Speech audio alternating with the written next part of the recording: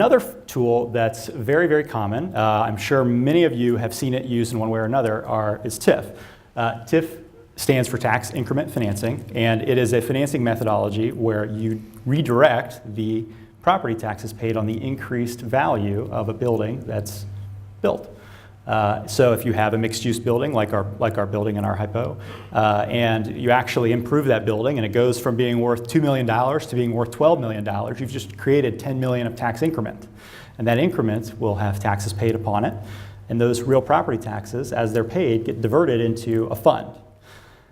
Ohio has 6 types of TIF. And so don't let anybody tell you that there's only one way to do this, because there are a lot of ways to do this. One of the most misunderstood things about TIF is that there are multiple types and there are lots of different reasons why you could use them. I want to jump now to talk about assessments, because this is really the hottest area in economic development. It's the add-ons or the layering of additional taxes on top of the regular property tax bill. There are 2 basic types of assessments. This breaks into 2 ways. One are the regular assessments that municipalities and townships can do for streets and sidewalks and traditional public infrastructure. The most creative of the regular assessments get into assessing for parking garages. So those are a little more complicated, but they can be done.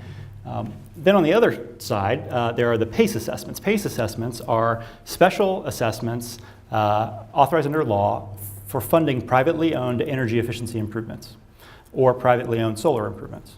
So if you look at this building or the building in our example, if you are going to renovate that building and put it out to market and reposition it, you'd need a new elevator, you would need a bunch of HVAC improvements, you'd want a nice lighting control system, you're probably going to need a roof, you're going to want energy efficient windows, you're going to want all those things. We're seeing in projects around the state that the energy efficiency components of a retrofit building can be 20, 30, 40% of the costs of retrofitting. And so this statute would allow for the local government to approve an assessment that will fund those types of improvements. Why is that good, or why is that valuable? It's because of this kind of paragraph down here that I wrote. They're a form of property tax. Assessments are a form of property tax. They're collected in the same fashion as property taxes. They're billed to the property owner. If you use assessments to finance the costs of those improvements, that is typically going to be treated as an off-balance sheet debt to whomever it is who's obligated to pay the assessment, because fundamentally an assessment is an operating expense. It's a property tax. It is not a debt. Assessments cannot be accelerated like mortgages can. So this is a type of financing that creates an off-balance sheet financing to the development.